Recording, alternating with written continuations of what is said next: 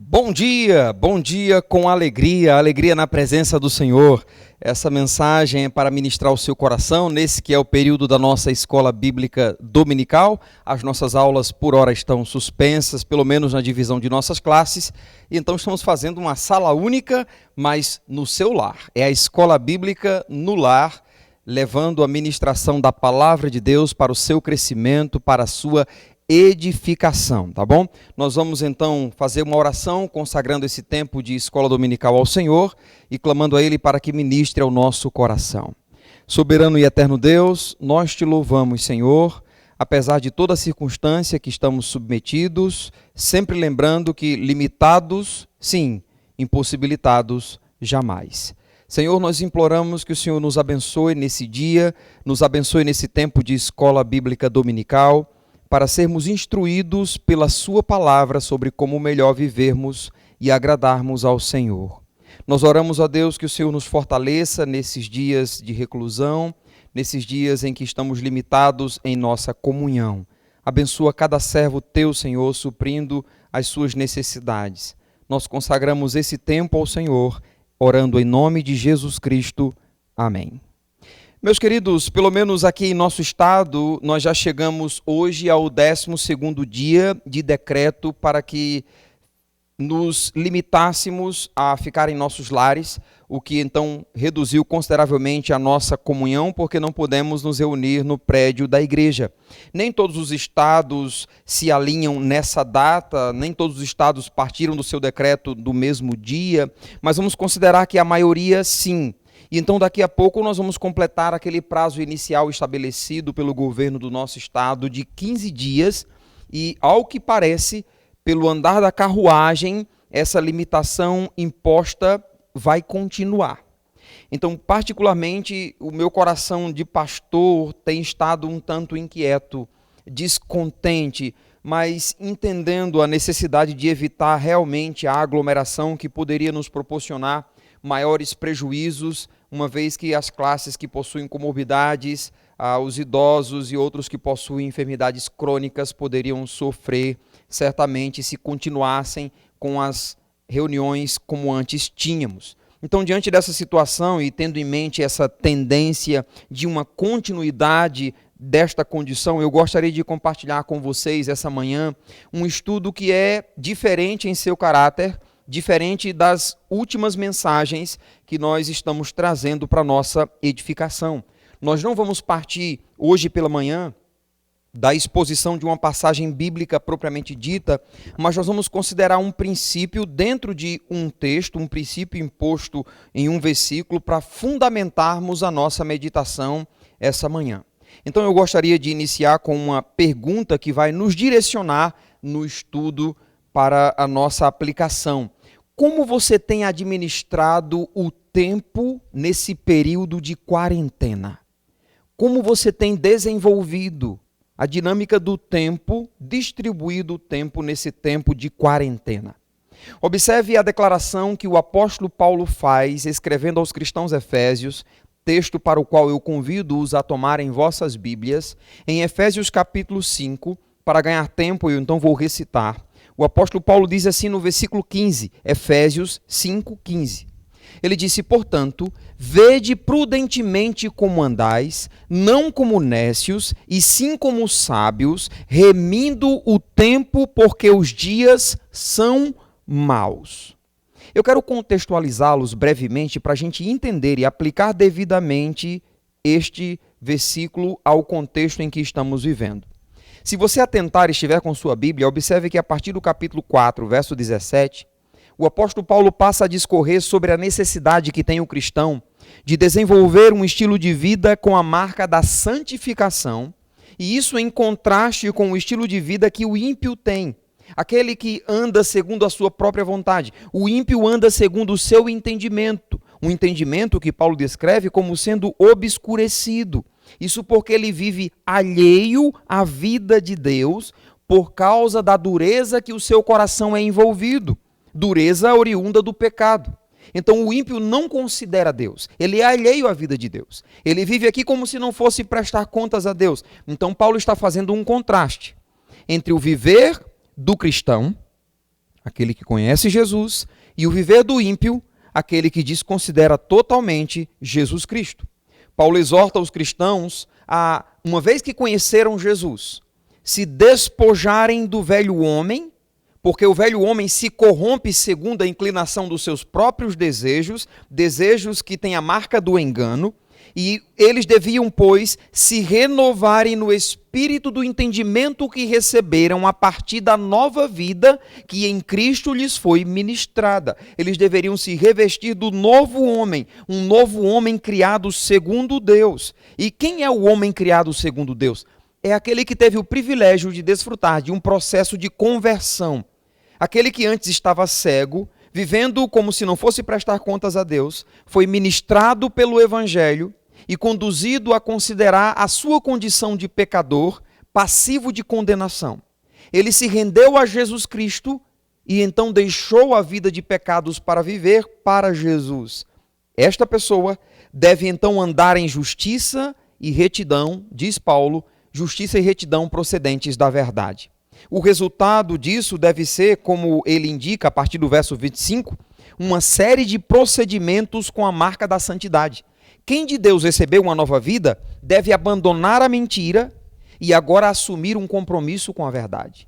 Quem de Deus recebeu uma nova vida não deve se deixar dominar pela ira ao ponto de cometer pecado em decorrência desta. Quem de Deus recebeu uma nova vida não deve dar lugar ao diabo. Quem de Deus recebeu uma nova vida não deve furtar, antes ele deve trabalhar e com as próprias mãos fazê-lo, de modo a ter condições de acudir aquele que é necessitado. Quem de Deus recebeu uma nova vida não deve pronunciar palavras torpes, não deve entristecer o Espírito Santo e não deve desenvolver uma amargura de espírito, um espírito revoltoso para com os irmãos. Então, a partir do capítulo 5, Paulo aponta para o padrão que deve reger a vida do cristão.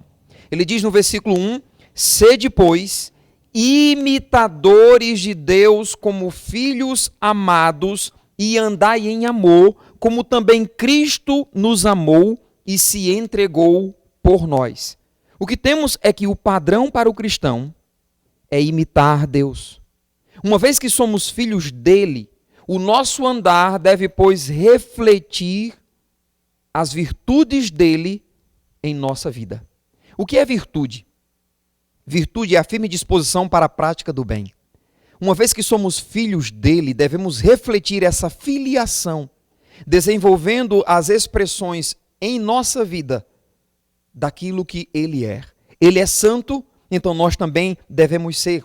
E além disso, uma marca do nosso caminhar deve ser o amor, assim como Jesus Cristo demonstrou amor por nós quando morreu em nosso lugar. Observe que a partir do verso 3, versos 3 a 5, Paulo apresenta uma série de práticas que, segundo ele, nem sequer deviam ser pontuadas no meio dos santos, visto que são obras que têm a marca das trevas. Paulo exorta os Efésios para não se deixarem enganar com palavras vãs, de modo a tolerarem essas obras, pois essas obras trariam sobre esses que praticam a ira de Deus sobre os filhos da desobediência. Então, no versículo 7, nós temos uma adversativa destacando o contraste entre o proceder dos ímpios e o proceder dos salvos.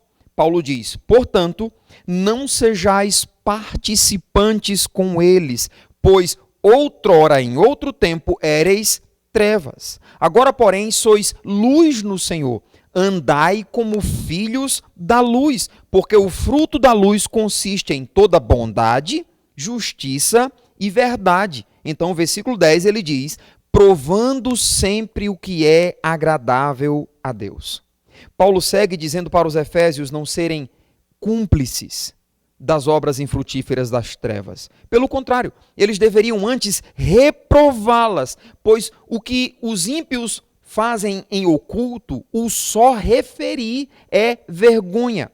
Mas Paulo diz que quando eles, os Efésios, reprovassem essas obras das trevas, nessa reprovação estaria a manifestação da luz para que as trevas fossem dissipadas. Eu preciso dar uma pausa aqui para você compreender isso aqui.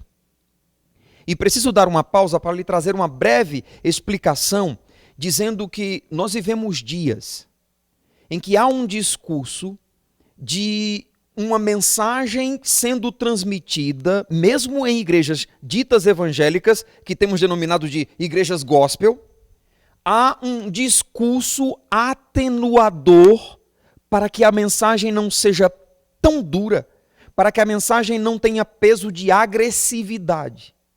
Então, o que temos é que alguns já não denunciam pecados, porque querem traduzir aos ouvintes algo que lhes seja agradável, uma mensagem com a marca da agradabilidade, que as pessoas se sintam bem, que levantem a sua autoestima, que valorizem o seu ego.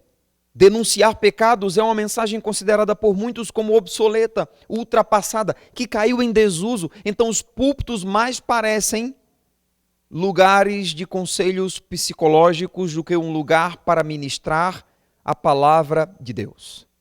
O que dizer, por exemplo, do índice de homossexualismo que temos nos dias de hoje? O que dizer? Se no passado nós tínhamos numa comunidade semelhante a esta, um lugar pequeno onde nós vivemos, se contávamos os dedos de uma mão, hoje quantos se espalham?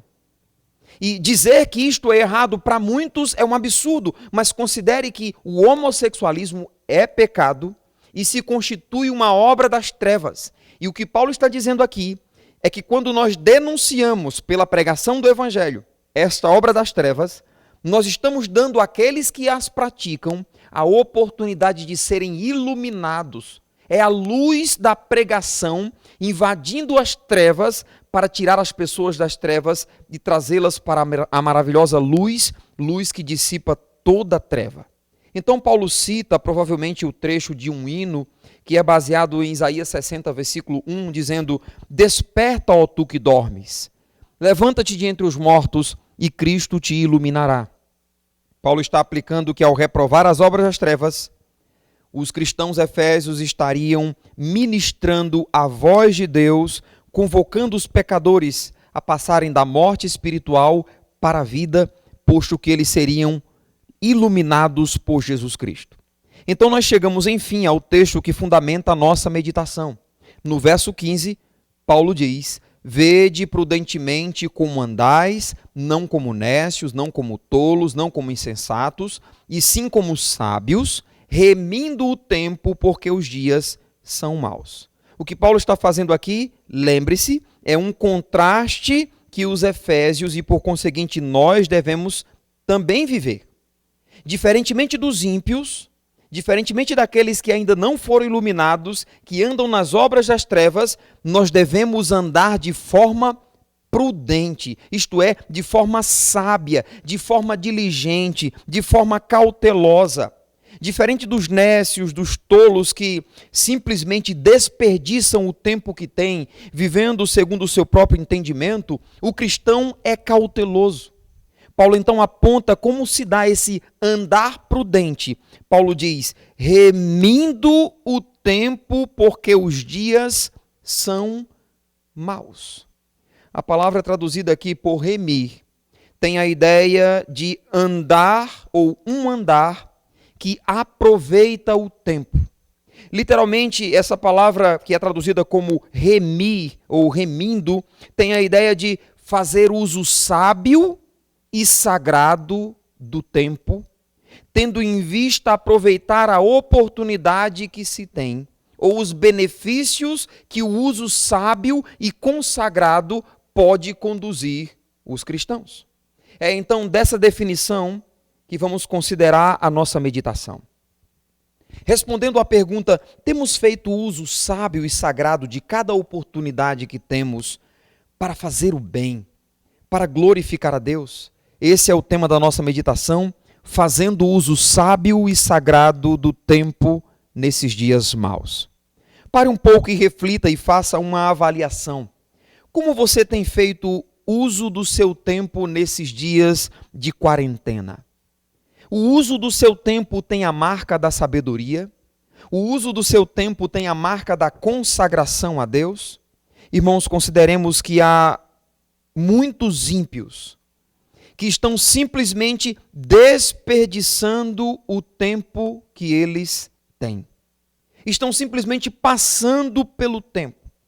Desperdiçam porque vivem na insensatez, vivem na ignorância, o que não é o nosso caso, ou pelo menos não deveria ser. Entretanto, é válido destacar que nós estamos, a exemplo dos ímpios, sujeitos de sermos envolvidos nessa circunstância atual, de modo a vivenciá-la como eles têm vivido.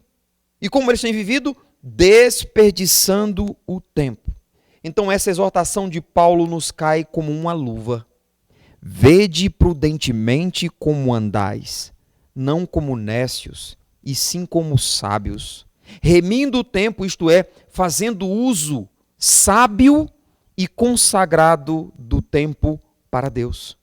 Irmãos, infelizmente há muitos que estão olhando para esse tempo como se fosse férias fora de época. Eu tenho destacado que quando David recebeu a notícia na escola que ele permaneceria em casa esses dias, a exemplo dos demais alunos, ele disse: oba, vai começar as férias antecipadas. Na sua ingenuidade, um adolescente que não tem noção acerca da circunstância que estamos vivendo. Mas muitos, infelizmente, estão vivendo assim, como se de fato estivessem em férias. Há muitos que estão quase que 24 horas ligados em filmes e séries e sono. Filme, série e sono. Tem sido a marca na vida de muitos. E essa não é a postura de um servo de Deus, mas dos ímpios. Ah, pastor, então não posso assistir um filme? Não posso assistir uma série? Não posso aproveitar para dormir? Claro que pode. Essas coisas têm o seu uso e têm o seu tempo, mas desde que essas coisas sejam feitas de forma sábia e consagrada, não roubando o que deveria ser o uso sábio e consagrado.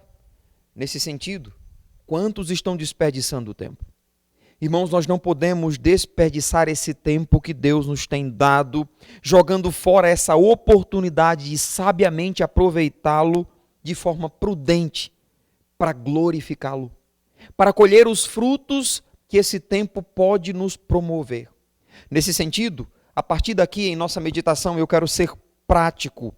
Eu quero ser prático em como nós podemos fazer uso sábio e consagrado a Deus de nosso tempo nesses dias de limitação a que estamos submetidos. Enquanto eu vou pontuando sugestões de como fazer uso sábio e consagrado do nosso tempo a Deus nesse tempo que estamos limitados, vá fazendo uma análise da sua vida. Vá ponderando como você tem aproveitado essa oportunidade que Deus lhe tem dado. Então observe, em primeiro lugar, aproveite esse tempo para comunhão com Deus. Eu diria que nada deve preceder esse ponto em nossa escala de valores quanto a fazer bom uso do nosso tempo. Em outras palavras, nesse tempo que temos tido, Deus deve ter preeminência. Irmãos, eu estou falando de dedicarmos a Ele tempo considerável para estar na sua presença. E como podemos fazer isso? Em primeiro lugar, ouvindo a sua voz pela palavra. Estou me referindo à leitura bíblica. Por ela, nós podemos conhecer mais de Deus.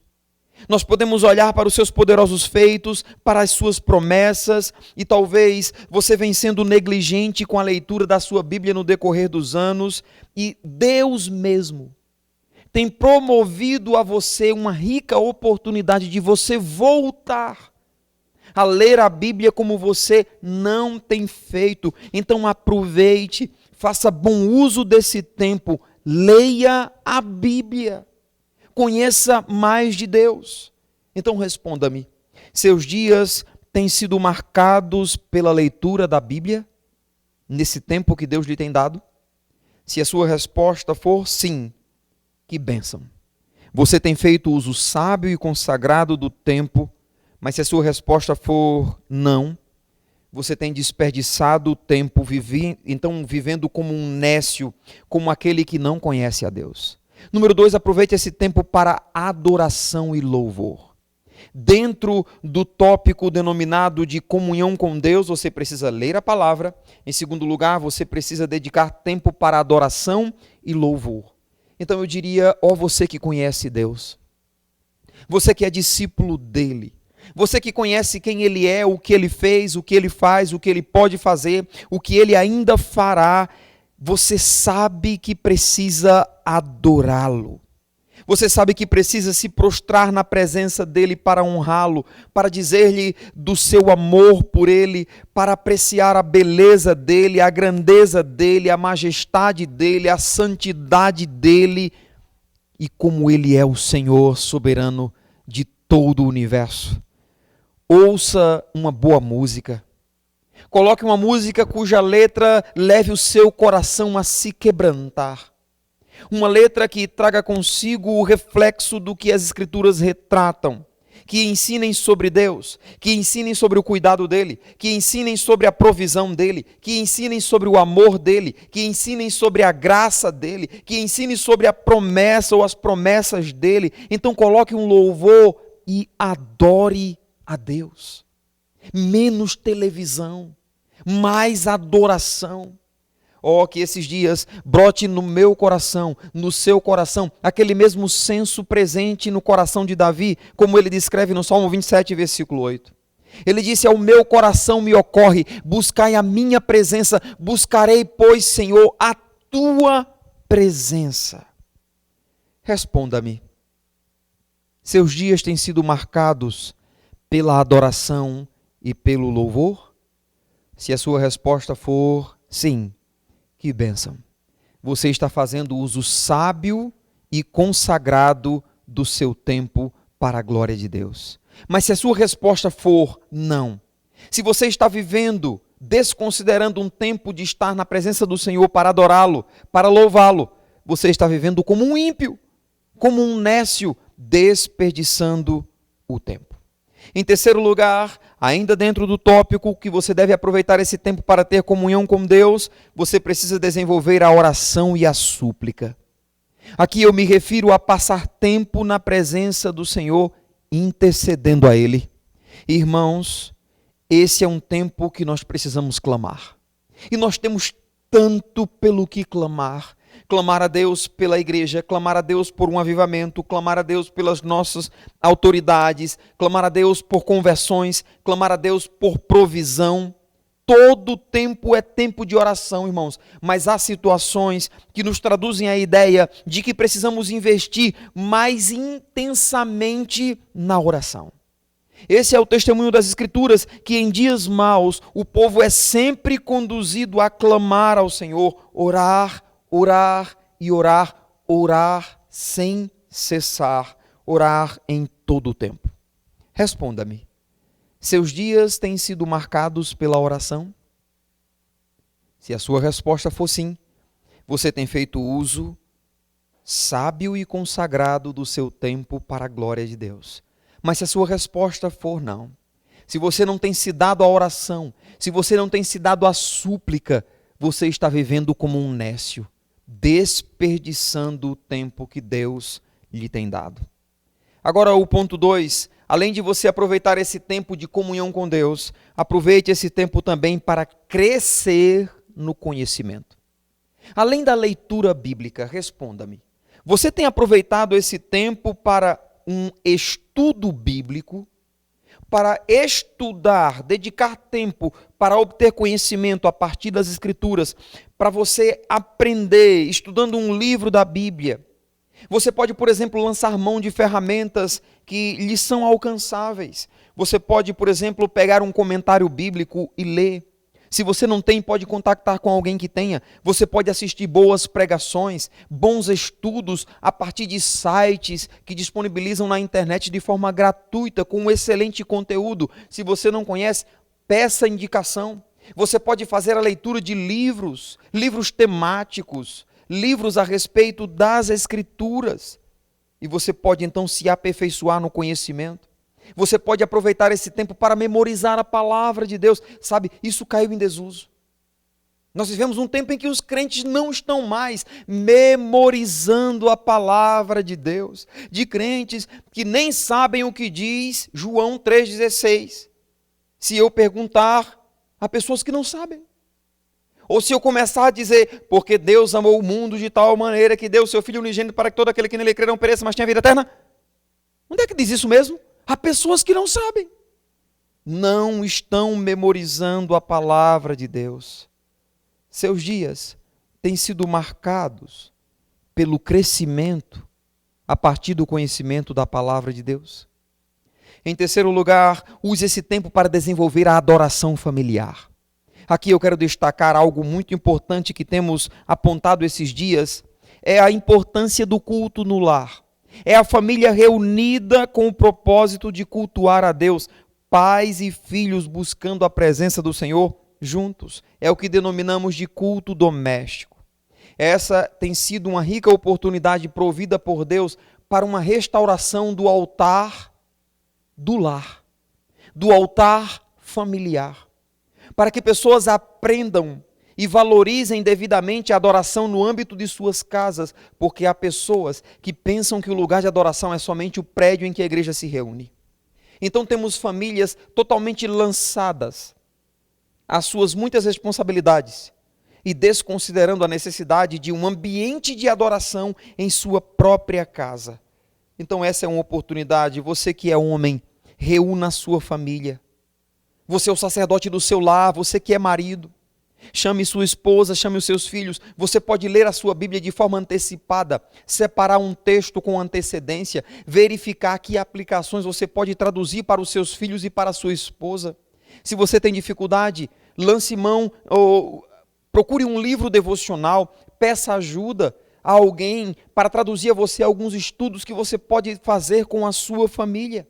Você pode seguir um roteiro simples, oração, um motivo de gratidão, cantar alguns louvores, contar bênçãos, ler a Bíblia, ter um tempo de meditação, um tempo de comunhão com a sua família.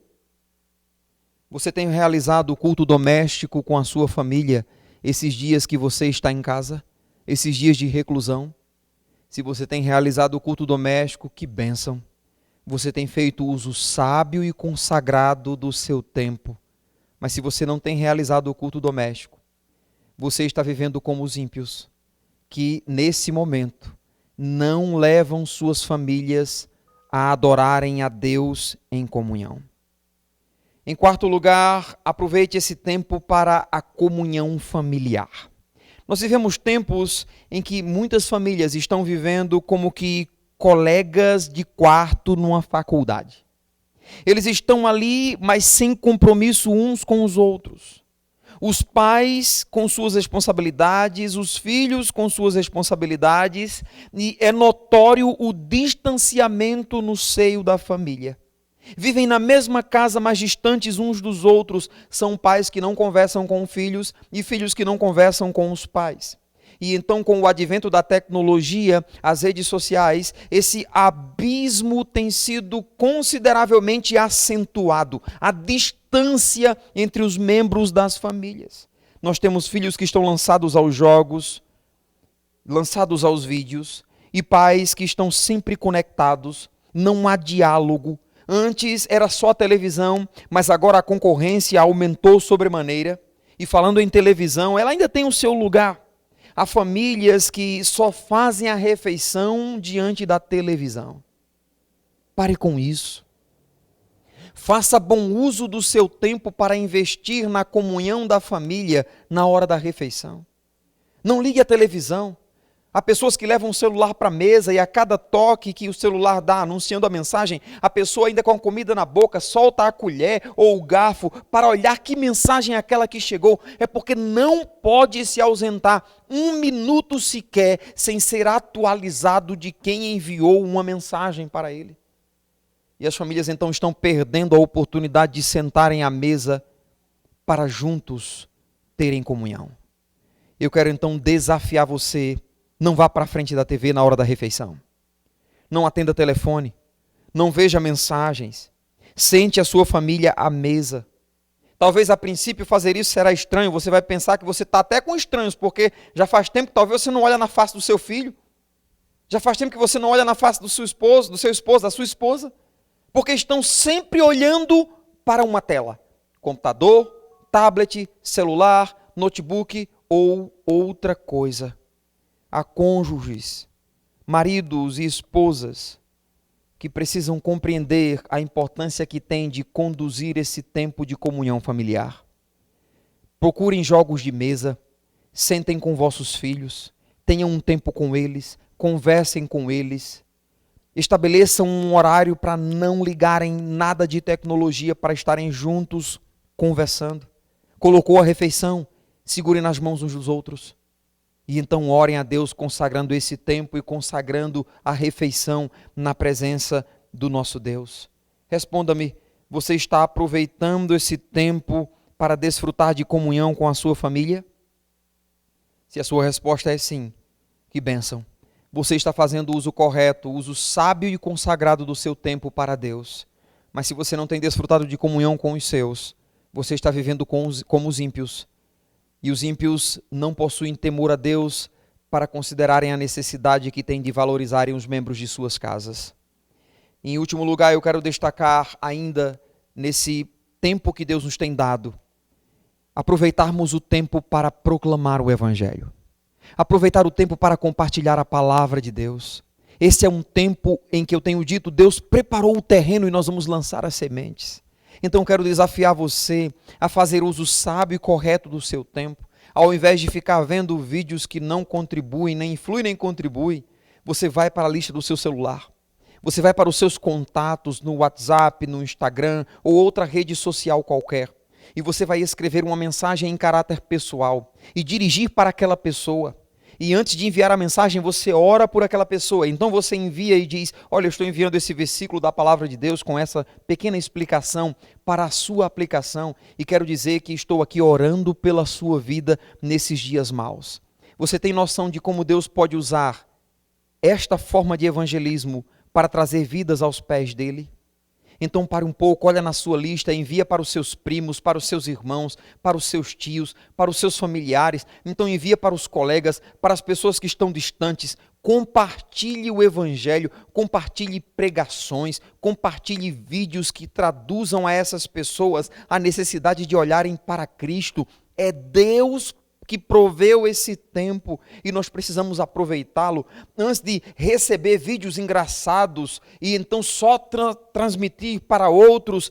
Vamos passar adiante aquilo que realmente permanece para a eternidade. Os vídeos engraçados têm o seu momento, mas não permita que esses roubem de você o que deveria ser considerado como essencial em um uso sábio e consagrado do tempo.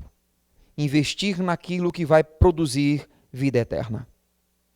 Eu quero encerrar essa mensagem com as palavras do apóstolo Paulo escrevendo aos Romanos. Em Romanos 13, versículo 11, o apóstolo Paulo disse, e digo, porém, isto a vós outros que conheceis o tempo. Já é hora de vos despertardes do sono, porque a vossa salvação está agora muito mais próxima do que quando no princípio cremos. Meus diletos irmãos, Paulo está escrevendo para crentes. E ele diz, digo isto a vós outros que conheceis o tempo. Irmãos, nós conhecemos o tempo. Esse tempo está se abreviando. E mais cedo ou mais tarde partiremos para a eternidade, para nos encontrarmos com Cristo para a eternidade. Quer seja pelo arrebatamento ou mesmo pela morte. Então, cientes disso, uma vez que conhecemos o tempo, precisamos usá-lo de forma sábia e consagrada. Como você tem usado o seu tempo esses dias de quarentena? Que Deus nos dê sabedoria para desenvolvermos essa perspectiva de mantermos comunhão com Ele. Investirmos na adoração e no louvor, na oração, na leitura da Bíblia. Investirmos na adoração familiar. Investirmos no crescimento, no estudo bíblico. Investirmos na oração e na súplica. Investirmos na comunhão familiar e investirmos na proclamação do Evangelho. Uma vez que Deus preparou o terreno, vamos lançar as sementes. E então nós podemos, fazendo assim, viver o que Paulo diz em Efésios 5:10, provando sempre o que é agradável a Deus. Que Deus aplique esta porção da sua palavra e desse estudo em cada um dos nossos corações. Que Deus os abençoe e que a graça dele nos fortaleça dia após dia.